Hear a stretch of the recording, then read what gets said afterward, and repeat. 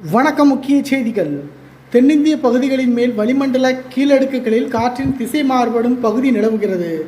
இதனால் தமிழகத்தில் ஓரிரு இடங்களிலும் புதுவை மற்றும் காரைக்கால் பகுதிகளில் இடி மின்னல் மற்றும் பலத்த காற்றுடன் லேசானது முதல் மிதமான மழை பெய்யக்கூடும் என்று தெரிவிக்கப்பட்டுள்ளது.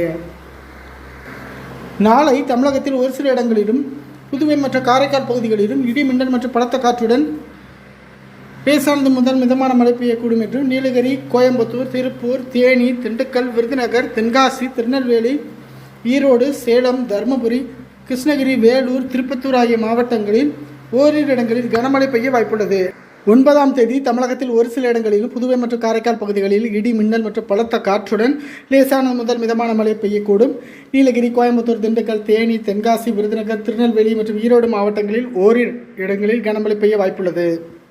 10 மற்றும் 11ஆம் தேதிகளில் தமிழகத்தில் ஒரு சில இடங்களிலும் புதுவை மற்றும் காரைக்கால் பகுதிகளில் இடி மின்னல் மற்றும் பலத்த காற்றுடன் லேசானது முதல் மிதமான மழை பெய்யக்கூடும்.